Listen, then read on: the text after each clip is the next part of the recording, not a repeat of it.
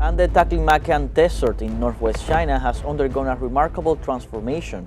After more than 4 decades of work, the country has managed to close a green belt of more than 2,700 kilometers around the so-called Sea of Death. The Taklamakan, a huge and lethal desert in China's far west, was once referred to as the Sea of Demise. The climate and the soil is so harsh that you have to get it just right. It engulfed cities, roads, and whole farming valleys for decades. However, what was previously thought to be unstoppable but is now going green? Why not just plant some trees, right? Well, sadly not. Tree planting just doesn't work yet. China has constructed living walls, planted woods around its borders, and its core. That is transforming the landscape faster than planting trees ever could. And even restored water to its lost rivers. And the outcome is astounding. The Taklamakan spreads like a golden ocean across the middle of the Tarim Basin in northwest China, encircling the Sea of Death. It receives very little rain throughout the year and is surrounded by mountains that retain heat and dust. This is the biggest desert in China. Shifting sand makes up around 85% of it.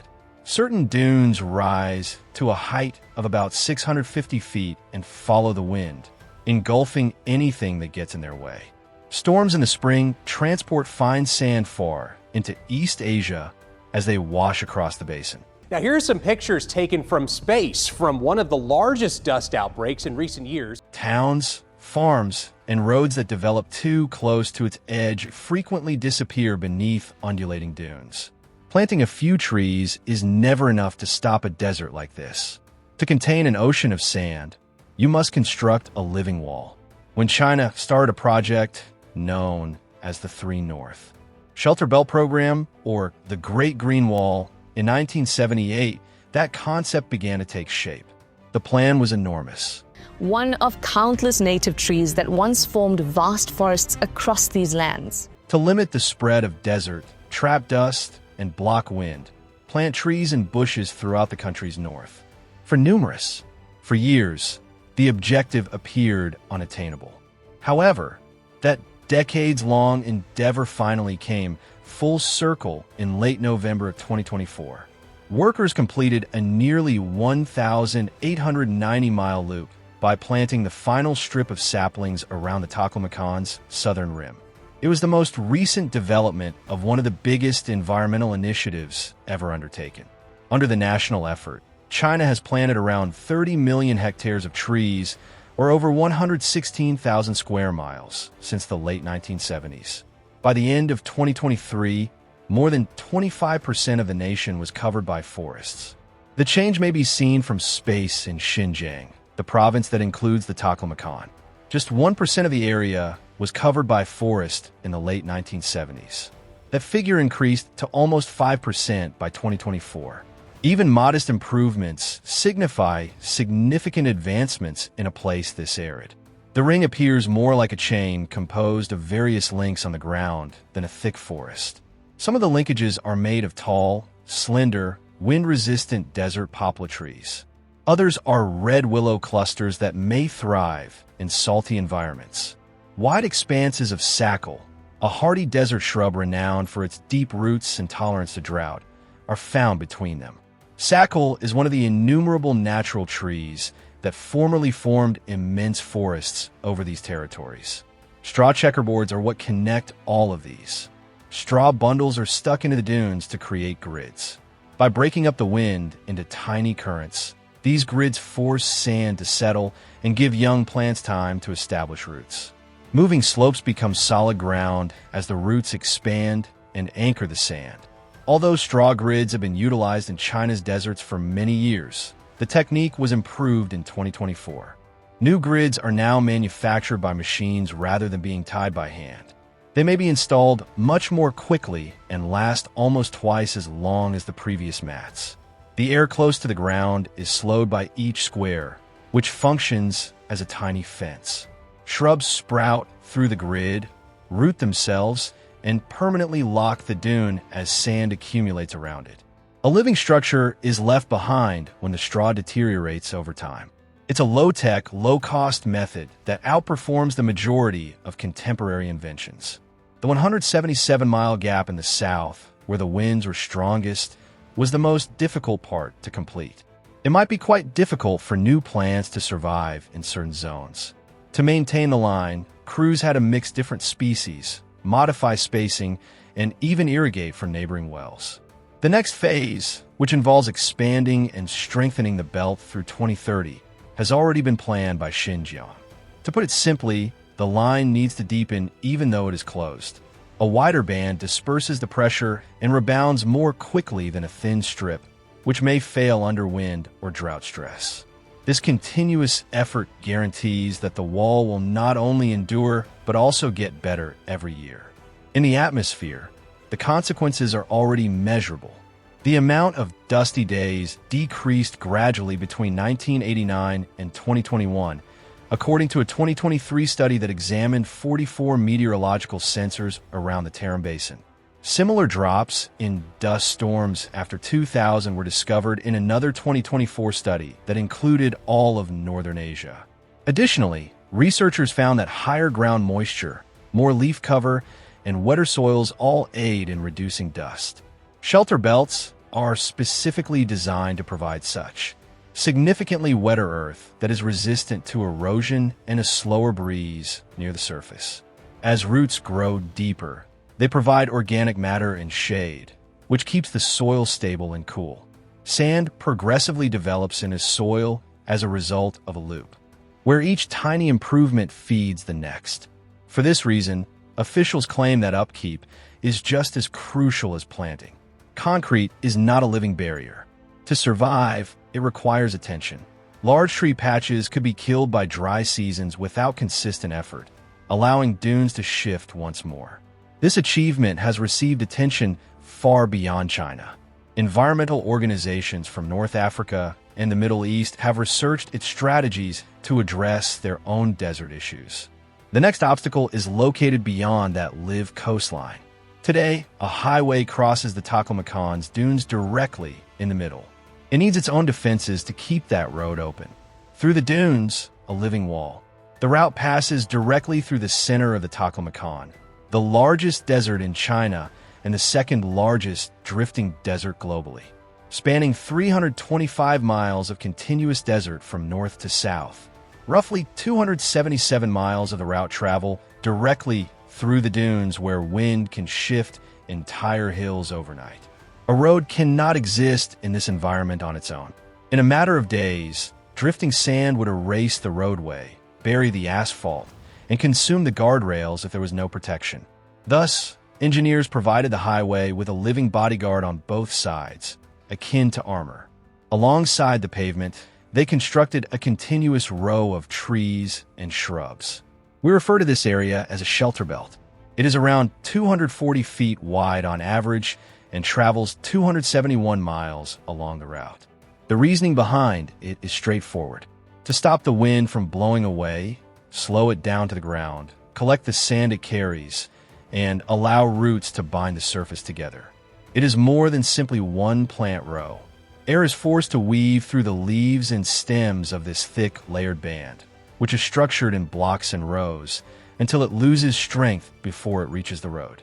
The shelter belt was added later, but the roadway itself originally connected the northern and southern edges of the Tarim Valley in the 1990s. The majority of the significant work was done over the following few years, after a full planning campaign started in 2003. The green wall on both sides was finished by 2006. Following then, the emphasis switched from planting to surviving, maintaining the road's clearance and the shrub's vitality. Finding plants that could withstand continuous sandblasting and drink salty water was crucial when choosing what to plant in such a severe environment. Sex and tamarisk bushes served as the base. With its feathery branches and ability to withstand salt, tamarisk flourishes in areas where nearly nothing else can. It was difficult to plant them. The engineers had to bring their own water because there are no rivers in the Taklamakan that intersect the roadway. They drilled a series of wells around every 2.5 miles. Together, these wells form a lifeline that runs alongside the road and is situated next to a small structure known as a well house. Along the wooded area, there are roughly 108 well houses. Caretakers who reside there for a large portion of the year manage each one. After sandstorms, they travel their designated stretch, looking for buried valves, clogged drippers, and broken pipelines. When a drip line breaks, it is excavated, the grains are removed, and it is repaired. They restore lost shrubs, trim dead branches, and record everything in notebooks so that the following shift is aware of any changes. Every fix counts. A wind corridor can be created by a single belt gap. Additionally, sand builds quickly once it begins to push through. They don't really use fresh water. It is salty in several locations, sometimes nearly as salty as seawater. However, when it is provided in modest, controlled levels, the selected plants can manage it. Engineers set up a network of drip irrigation to enable that. Imagine a main pipe that emerges from the well and divides into two side branches to supply the planting rows. Thin, black tubes emerge from those branches and run along the ground, slowly trickling water close to the roots. This configuration, known as a double branch pipe system, prevents flooding while maintaining moisture in the soil beneath the surface. This is crucial. If you add too much water, it evaporates in a matter of minutes and leaves behind a salt crust that suffocates the plants. By pushing salts outward and downward from the roots, drip irrigation maintains a small area of healthy soil where the plants can breathe. A timetable that has been tried and tested over years of field work is used for irrigation. Crews discovered that delivering each patch roughly 1.5 inches of water every 20 days or so maintains soil moisture stability and stops salt from accumulating too near the surface. Diesel generators were used to power the pumps for a long time. This required transporting fuel across the desert, putting up with fumes and noise, and planning deliveries that could easily be postponed when storms arrived. The system had a complete update in 2022.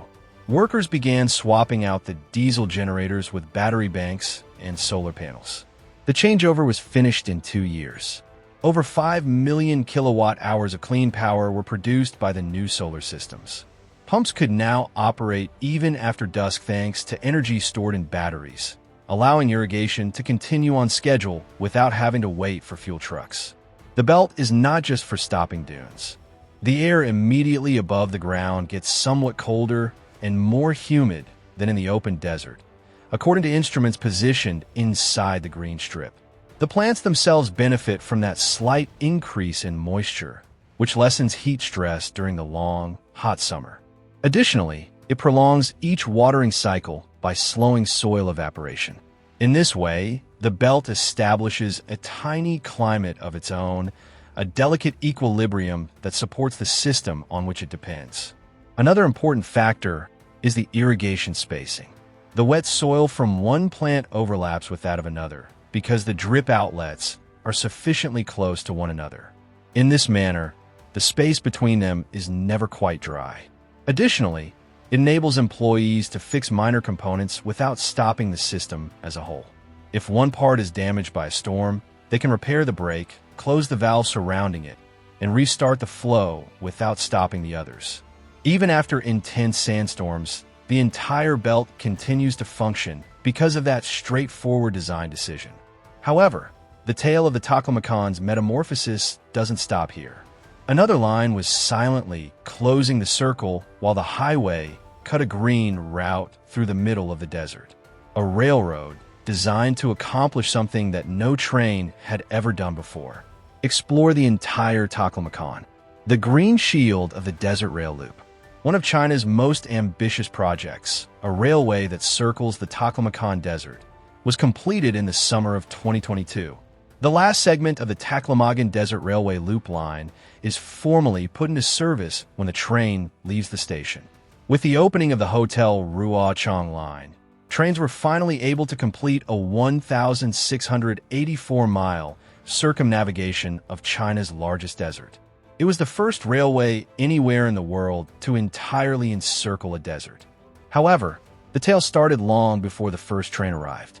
Workers had already constructed a living wall to keep the sand back before any tracks were placed. The last segment that completed the circle travels roughly 513 miles along the southern edge of the desert. Almost two-thirds of that length travels directly through exposed dunes with little wind protection. The sand never stops out there. A track can be buried overnight by a single, powerful storm. Thus, from the beginning, the builders adhered to a single norm: build the railway after stopping the sand. They built a sizable green corridor next to the train in order to do that. They started by putting straw checkerboards all over the place. To moderate the wind close to the surface, small square mats are pinned into the sand. Millions of robust bushes and tiny trees were then planted. It appears to be a patchwork of life slicing through the desert from above. In total, they planted roughly 13 million trees and bushes and spread about 60 million square yards of straw grids. This green belt passes across the most difficult and windy regions for about 186 kilometers. It took meticulous preparation to keep these plants alive in such a dry environment. A remote-controlled water-saving drip system was created by engineers. Workers hundreds of miles away may set watering times, change the flow, and turn the valves using a phone or laptop. That accuracy keeps the entire belt alive in a desert where the sun can dry a puddle in a matter of minutes. Plants by themselves, however, were insufficient. In the worst sand zones, engineers decided to raise the railway itself. They constructed bridges over the shifting dunes rather than obstructing them. The rails are raised above the shifting terrain by 5 lengthy viaducts that span a total of over 31 miles. It's a smart idea. Rather than building up against the embankment, allow the sand to flow beneath. The green belt reappears where the landscape flattens out and the rails return to ground level.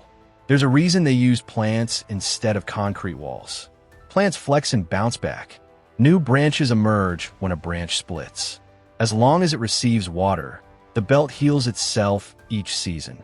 This railway is more than just a feat of engineering. For those who live near the desert, it serves as a lifeline as well. As the Taklamakan continues its silent battle with wind and sand, one thing has become clear: this desert is no longer pushing forward unchecked. Decades of work, countless hands, and an entire nation's commitment have carved out a new reality. A living, breathing shield rising from what was once known only as the Sea of Death. From straw grids to shelter belts, from solar-powered irrigation to entire forests stitched across the desert's rim, China has shown that even the harshest landscapes can be reshaped with patience, precision, and persistence. The Great Green Wall isn't just a project, it's a promise. A promise that land once abandoned can live again. That roads and railways can cross impossible terrain. That dust storms, once feared, can finally be controlled. And as satellites capture more patches of green each year, the Taklamakan story is transforming from one of destruction into one of rebirth. But this is only the beginning. What happens next? Deeper forests, stronger belts, and new technologies will determine whether this desert becomes a global model for restoration or remains a constant reminder of nature's raw power. One thing is certain: the fight isn't over. But for the first time in history, humanity is pushing the desert back. Thanks for reading. Stay curious, stay informed, and I'll see you in the next one.